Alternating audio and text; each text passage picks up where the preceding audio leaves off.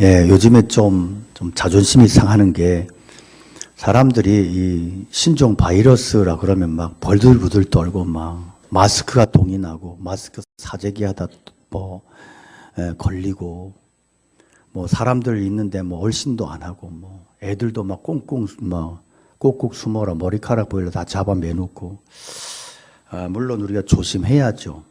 조심하는데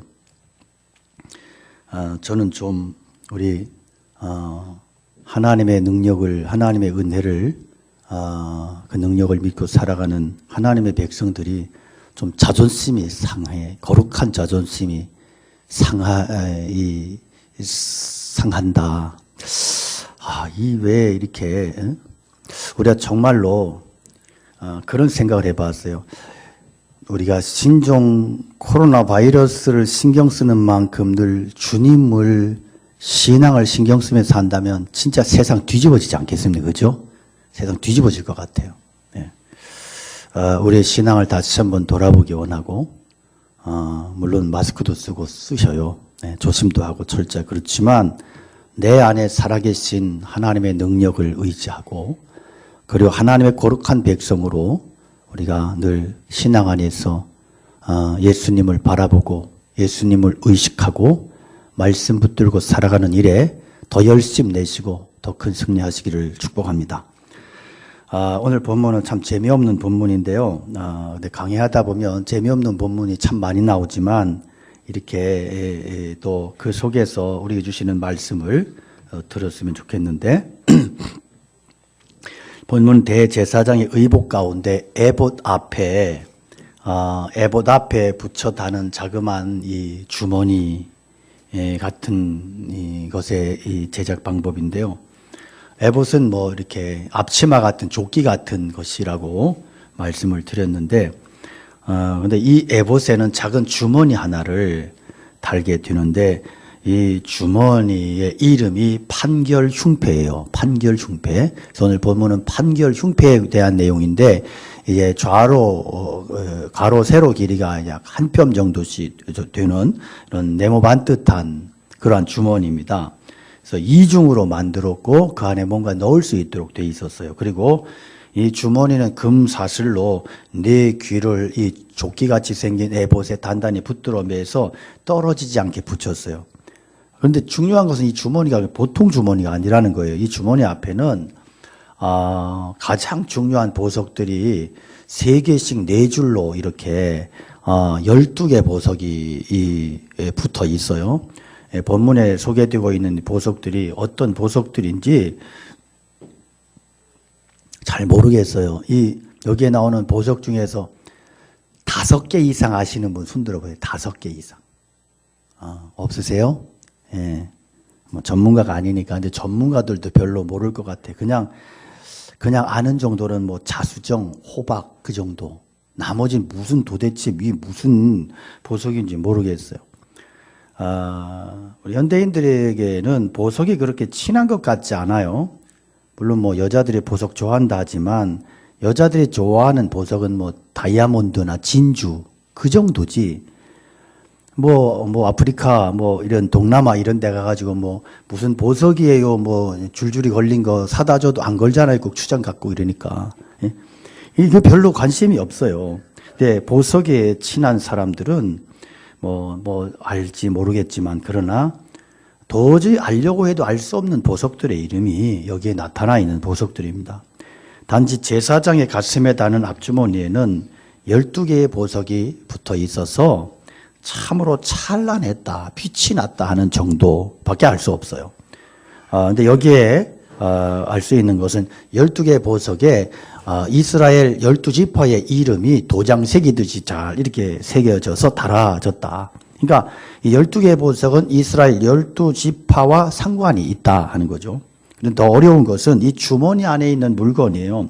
주머니 안에는 우림과 둠밈이라는 것을 넣었는데 이 우림과 둠밈에 대해서는 아는 바가 없어요. 아는 바가. 히브리어로 이 우림과 둠밈이라고 하는 건 빛과 안전이라는 뜻이에요. 그러니까 빛들과 안전들 이런 복수형입니다. 그러니까 이게 두 가지로 하나의 이름이 불렸는지 아니면 두 개의 물건이었는지 확인할 길이 없어요. 학자들도 몰라요. 중요한 것은 이것이 하나님의 뜻을 분별하게 하는 물건이었다는 거예요. 대제사장이 구체적인 하나님의 뜻을 알고 싶을 때 하나님께 질문하면 하나님께서 우림과 둠밈을 통해서 그 뜻을 알려주셨어요.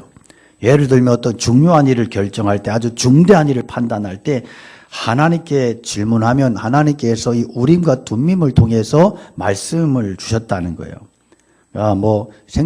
짐작컨대 이 어떤 보석인데 하나님의 뜻을 물어서 이 보석이 빛이 나면 예쓰고 아니면 구머죽죽 아무런 빛이 안 나고 어두워지면 노우고 이런 식으로 하나님의 뜻을 나타내지 않았을까.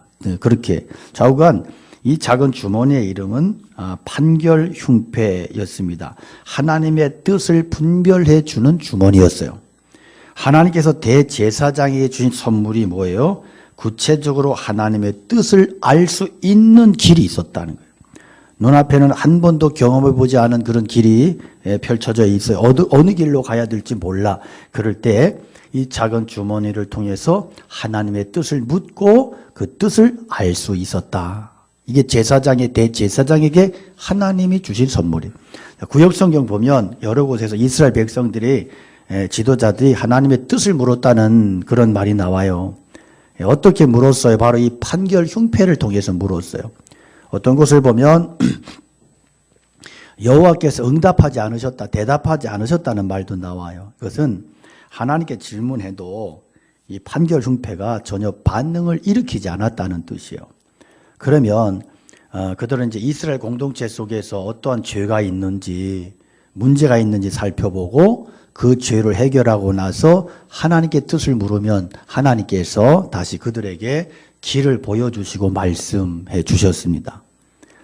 자, 오늘 우리에게 가장 어려운 점은 이 주머니 앞에 붙어 있는 12개의 보석과 뭔지 알 수 없지만 그 안에 넣어두는 이 우림과 둠밈이라는 물건과의 관계예요.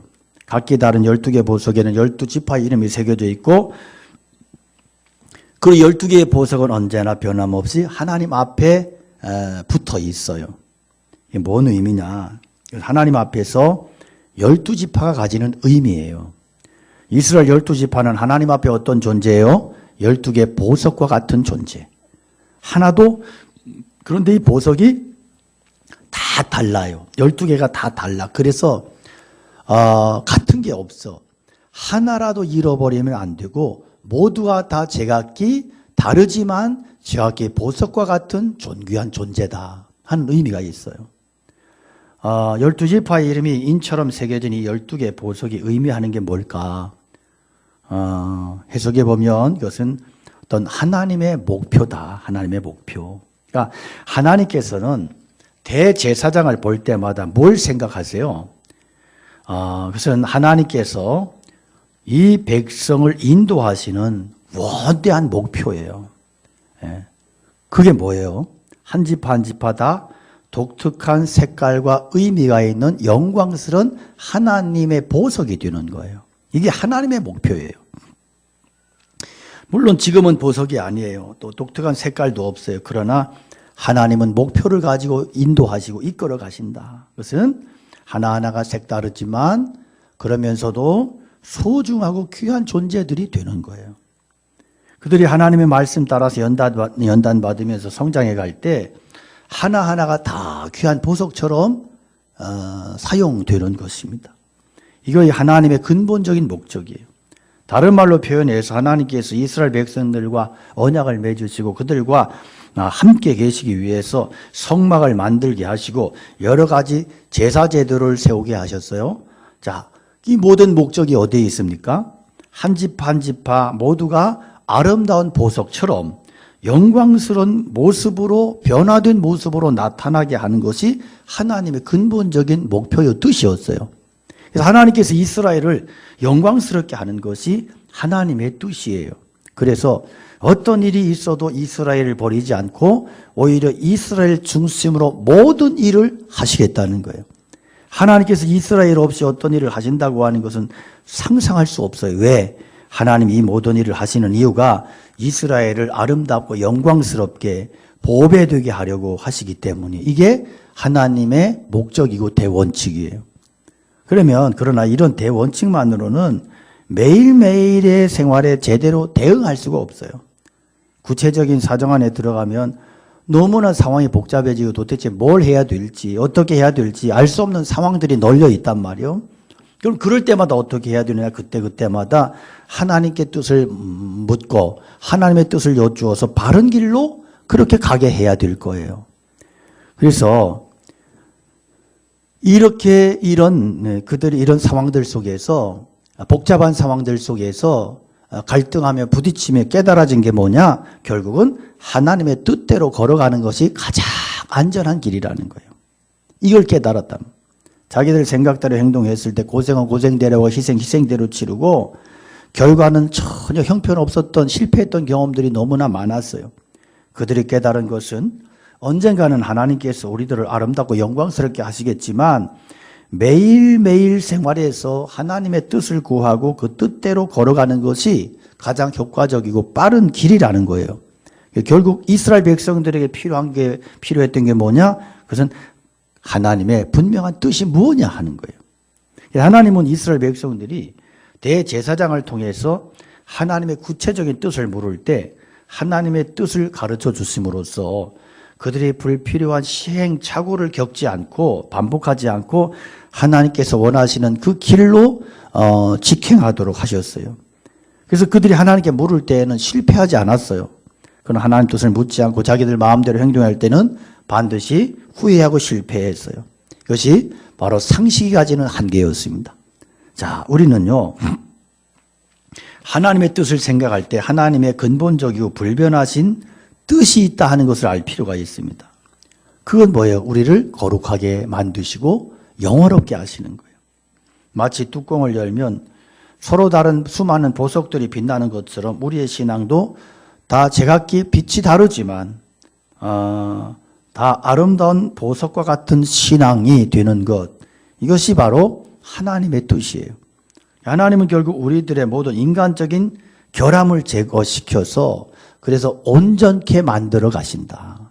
흠도 티도 없이 결국에는 눈부실 정도로 아주 빛나는 아름다운 인격으로 보석 같은 존재들로 우리를 만들어 가신다. 이게 하나님이 우리를 인도하시는 방향이고 하나님의 목표예요.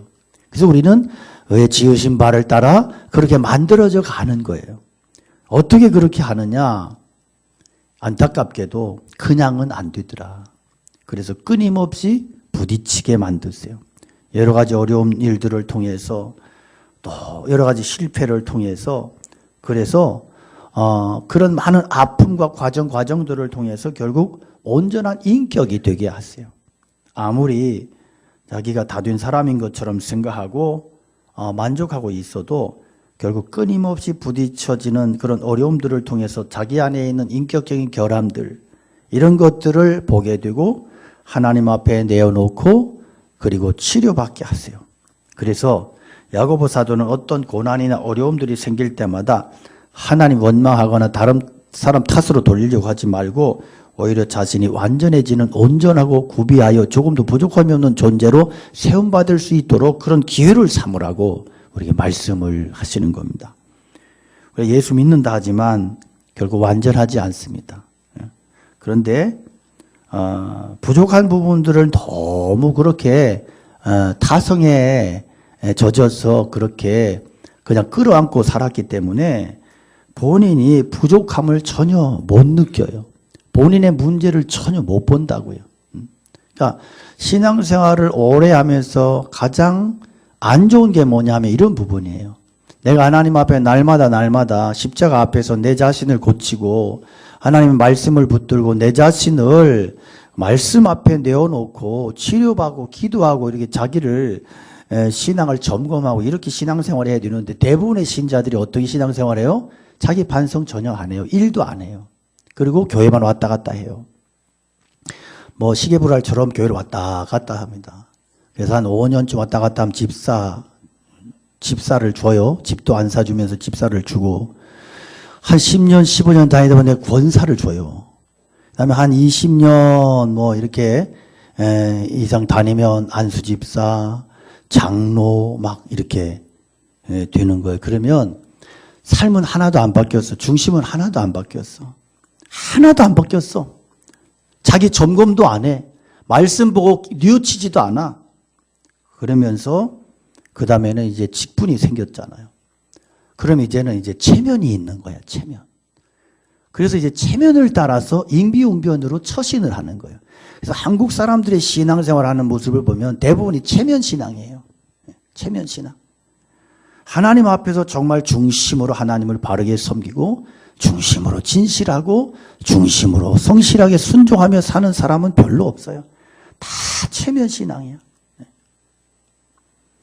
그래서 이런 것들이 오래오래 반복되다 보니까 본인이 전혀 못 느끼는 거예요. 자기는 다 된 것으로 생각하는 거예요.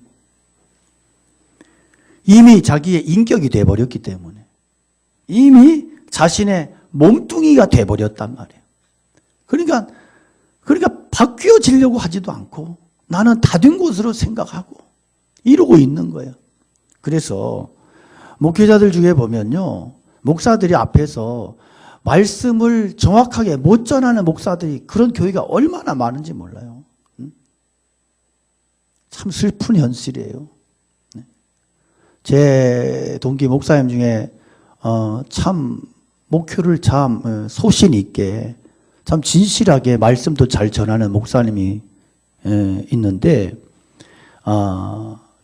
꽤 규모가 있는 교회로 한 3, 4년 전에 부임을 해서 갔어요. 광복교회보다 한 3배 정도 큰 교회예요. 어른들이 1,200명 출석을 하니까 꽤 크죠. 처음에 가가지고 좀 이제 본인의 은사대로 설교를 했어요. 한 6개월쯤 하고 나니까 이제 그 다음에 장로님들이 찾아오는 거예요. 찾아와서 한 분이 2시간씩 잔소리하고 하는 거예요. 그런 분이 4명 정도 된대요. 그 다음 날은 또 다른 장로님이 들어와가지고 1시간 반을 잔소리를 하는 거예요. 경상도 사투리 쓰지 말아요. 목사님이 사투리를 쓰면 어떻게 합니까? 언어를 고치셔야지. 찬송을 잘해야지. 맨날 찬송가 그리 틀리고 그러면 어떻게 합니까? 목사가 많은 시간에 뭐 합니까? 노래 연습이나 해야지. 별소리 다 하는 거예요. 그러고 그렇게 설교하면 새신자가 오겠습니까? 오던 새신자도 다 도망가겠습니다. 목사님 설교 고치십시오. 오늘 설교 3분 줄여야 됩니다. 22분에 끝나야 되는데 25분 하셨어요. 목사가 이렇게 설교 왔다 갔다 하면요, 성도들이 힘들어요. 이런 일을 한 1년, 2년 그것도 그래서 이제 고쳤대요, 자기가. 왜냐하면 맞아 죽을까 봐. 그래서 22분 다 칼같이 맞추고 시계를 놓고 다다다다다 하면서 막 22분 안에 맞춰야 돼 이거 막 22분. 저처럼 하면 그냥 쫓겨나고 막 이래 되는. 그래서 지금 참 그런 일이 반복되고 이러면서 이 목사님이 지금 건강에 심각한 문제가 왔어요. 여러분 정신 차리세요. 그 먼저 목사님이 1년 6개월 만에 그 스트레스를 받고 뇌경색으로 지금 거의 반신불수가 돼서 목회를 포기하고 나가셨어요. 이 목사님 지금 온 지 3년 반 됐는데 지난 몇 주 전에 심하게 코피가 터져서 병원에 갔더니 목사님 참 재수가 좋았습니다. 하나님 살렸습니다. 이게 뇌로 터졌으면 목사님 그냥 즉사했을 거예요. 심장으로 터졌으면 그 자리에 죽었을 거라고. 코로 나와서 살았다고. 병원에서 그 코피 터지고 나서 입원해서 3번을 더 터졌대. 지금 정신을 이게 어질어질하고 목표를 잘 못하겠다고. 제가 아침에도 문자를 받았어요. 어디 가서 그냥 쉬고 싶다고. 여러분, 참 우리가 하나님 앞에서 이게 너무 오랫동안 타성해졌고 자기 반성이 없고 그러면 본인이 굉장히 잘하는 줄 알아요. 우리가 감히 누구간데 하나님의 말씀을 평가하고 우리가 감히 누구간데 하나님의 말씀 앞에 대적을 하고 그것을 고치겠다고 달려들고 그런데 너무나 웃기는 것은요. 이번에 사무총회를 했는데 그 사람들이 다 11조 안 하는 장로들이래. 참말로 11조를 한 장로는 3년 반을 11조를 안 했고 그 목사 올 때부터 안 했대요. 어떤 장로는 3년 동안 3번 한 장로. 아유, 죄송해요. 우리 장로님들. 우리 장로님들 앞에서 아마 그 교회 같으면 난 맞아 죽었을 거예요. 교인들 앞에 그 장로 까냐. 이래가지고 맞아 죽었는데 우리 교회 장로님들은 뭐 저를 안 때려주니까 제가 이런 얘기 하는데 참 너무 속상하고 너무 안타까운 이야기. 왜 이렇게 됐을까? 자기들이 다 된 줄 아는 거예요. 여러분, 우리가 정말 말씀 앞에 서기 원하고 정말 하나님 두려운 줄 알고요.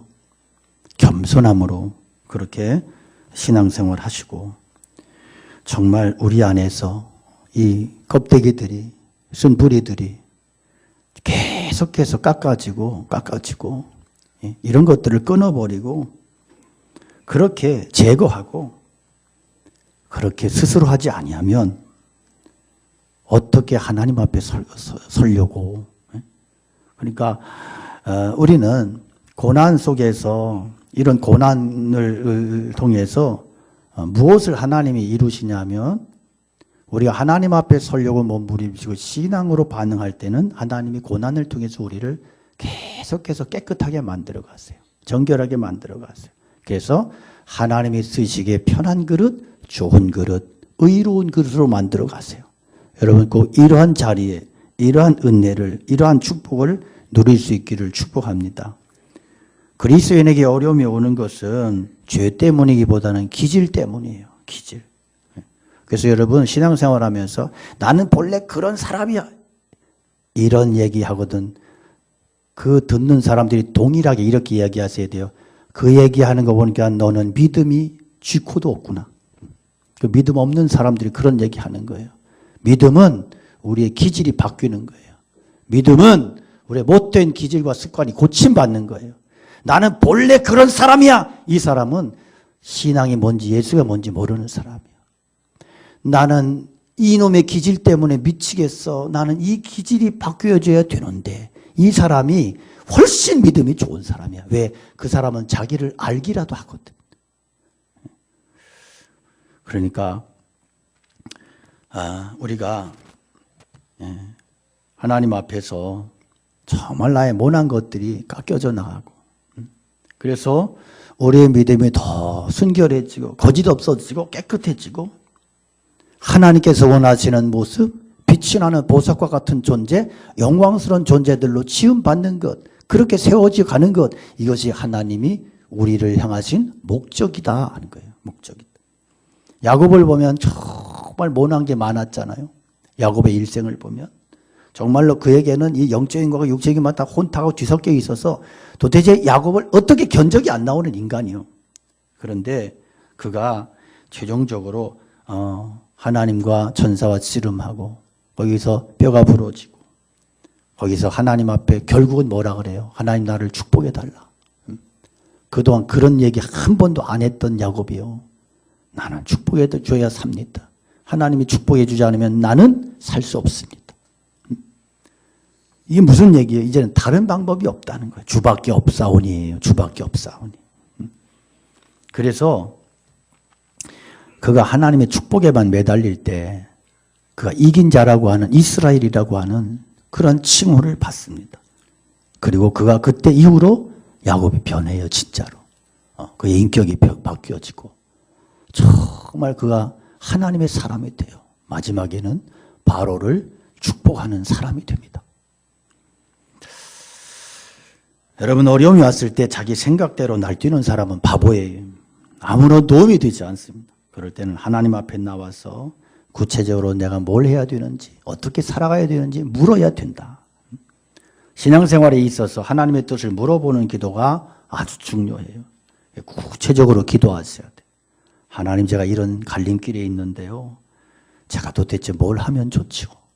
제가 어떻게 해야 될까요? 제가 어떤 결정을 하고 어떻게 가야 될까요?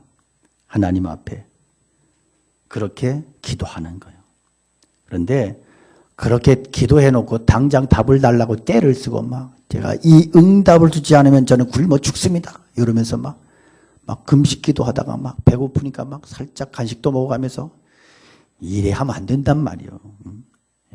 구약시대부터 보면 하나님께서 모든 경우에 다 답을 주시지 않았어요.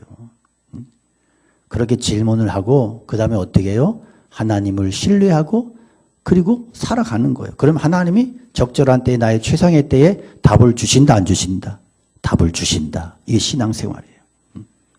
그래서 우리가 그리스도 안에서 완전히 성숙했다고 해도 다 똑같아지지 않아요. 다 비슷비슷하지만 조금씩 달라요. 이게 바로 하나님의 은혜의 풍성함이에요. 이게 바로 12개의 보석이 의미하는 것과 같아요. 그러니까 사역자들도 보면 여러분 색깔이 다 다르잖아요. 우리도 제 색깔이 다르고 우리 김기동 목사 색깔이 다르고 신중기 목사 색깔이 다르고 우리 전사님 색깔이 다 다르다고. 그러니까 다 내 은사대로 설교하고 은사대로 사역을 하는 거예요. 어떤 목사님들 그래요. 설교를 잘할 필요도 없고 설교를 내 흉내를 내라. 내 흉내를. 담임 목사 비슷하게 흉내를 내야 돼요. 그래서 그런 교회는요. 그만할게. 그거는 틀린 거예요. 각자의 빛이 있어요. 각자의 재능이 있고 그래서 각자의 은사를 따라 빛이 나야 돼요. 우리 신앙생활은 그런 거예요. 다 다르지만 그 속에 조화로움이 있고 아름다움이 있고 빛이 있어요. 이게 교회예요. 우리가 두밈의 판결법은 아마 가장 간단한 그런 답이었던 것 같아요. 아마 예스나 노 정도로. 적을 치러 올라가야 됩니까? 말아야 됩니까? 올라가야 됩니까? 예스나 노. 가만히 있어야 됩니까? 뭐 이런 아주 단답형 같은 그런 답. 우리는 때로 여러 가지 질문을 하고 싶은 충동을 느끼죠. 하나님께서 우리에게 예스나 노로 분명하게 답해 주기를 원해요. 그러나 오늘 우리에게는 이런 우림과 둠밈이 없어요. 이사 가야 될지 말아야 될지. 결혼 대상이 이 사람입니까? 저 사람입니까?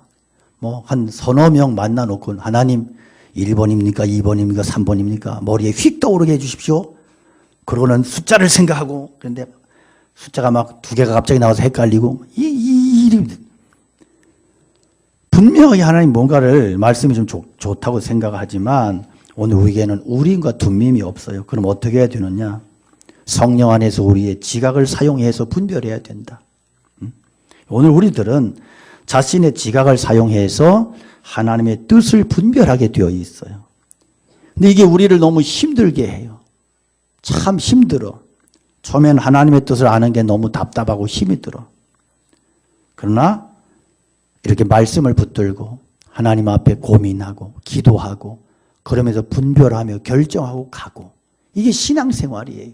그런데 이렇게 가는 것이 훨씬 고상한 방법이요.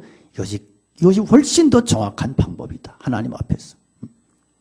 우리가 어떻게 하나님의 뜻을 분별하느냐. 먼저 성경이 뭐라고 말씀하시느냐 하는 거예요. 물론 많은 경우에 성경은 구체적인 명령이나 금지를 하지 않아요. 말씀하지 않아요. 그런데 성경에 보면 정확히 두 가지의 길이 나와요. 뭐냐면 의인의 길과 악인의 길이에요. 의인의 길과 악인의 길. 그래서 우리가 이 두 개의 길 앞에서 어떤 길을 가야 되느냐, 어떤 길을 결정해야 되느냐 하는 거예요. 그렇게 그래서 내가 과연 어떤 삶의 길을 걸어가고 있는가. 그래서 성경은 우리가 삶을 어느 노선에 따라 걸어가고 있는지를 보게 만들어요. 분별하게 만들어요. 그래서 말씀은 내가 지금 의인의 길을 걸어가고 있구나. 아니면 악인의 길에 치우쳐 있구나. 이것을 말씀이 우리에게 분별하게 하시고 알게 하신단 말이에요. 그래서 우리가 그렇게 말씀을 붙들고 삶의 순간순간 속에서 말씀을 붙들고 분별하며 살아내는 것이 신앙생활인 거예요. 하나님 수많은 방법으로 당신의 뜻을 우리에게 알리셔요. 단지 예와 아니와 같은 단답형이 아니라 우리의 지각을 사용하셔서 하나님의 기쁘신 뜻에 대해서 스스로 추론하게 하시고, 그리고 말씀을 통해서 설교를 들을 때 분별하게 하시고, 또 말씀이 내게 들려지면서 나의 지각이 환해지게 하시고 새롭게 하시고, 그 속에서 지혜를 주시고, 그래서 그 지혜로 말미암아 세상을 이기도록 이끌어 가시는 것입니다. 할렐루야. 그러니까 여러분, 내가 뜻이 무엇인지 몰라가지고 맨날 호렙산 찾아가고 갈멜산 찾아가고 갈릴리 기도원 찾아가고 이러지 말고, 갈릴리는 고기나 잡으러 가고 산에는 버섯이나 따러 가야지. 그러고 돌아다니면서 그렇게 해봤자 자꾸 영적으로만 헷갈려지고, 그 다음에 나중에 가서는 지각이 죽어버려요. 그러면 성령의 지각이 그 사람에게는 작동을 안 해요. 그러면 그 다음에는 그런대로 현대판 우린과 둔명을 쫓아다니다가 보면 엉뚱한 신앙에 빠지게 되는 거예요. 정신 차리셔야 돼요. 그럼 하나님의 뜻은 분명해요. 그것은 교회를 거룩하게 하는 거예요. 우리 한 사람 한 사람을 하나님 앞에서 온전한 자로 만드시는 거예요. 이 목표는 언제나 하나님 앞에 붙어 있어요. 우리의 보석은 앞으로 우리가 나타날 모습이에요.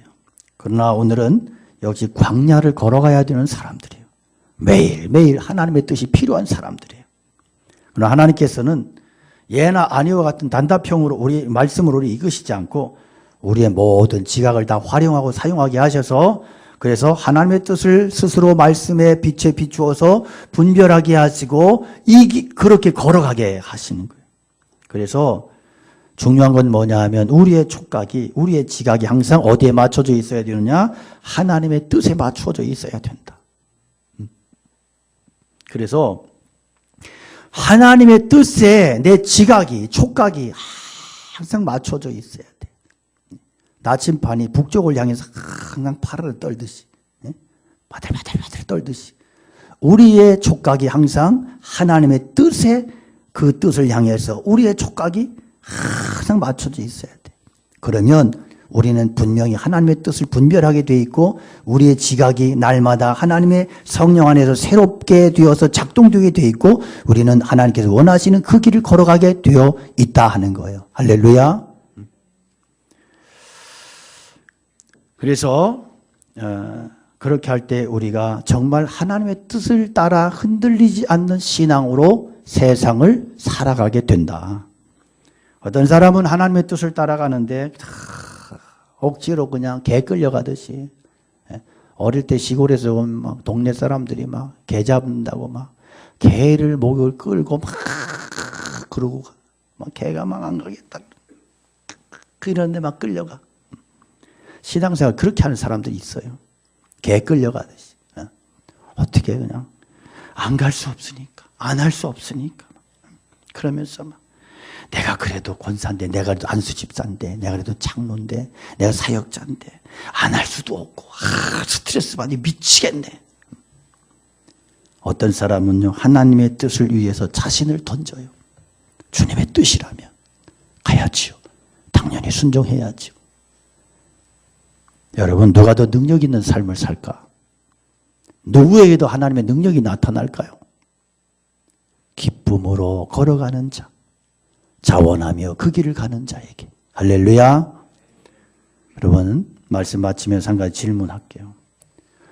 자, 신앙은 정신을 잃어버리는 겁니까? 아니면 정신을 차리는 겁니까? 네? 정신을 차리는 거라고요?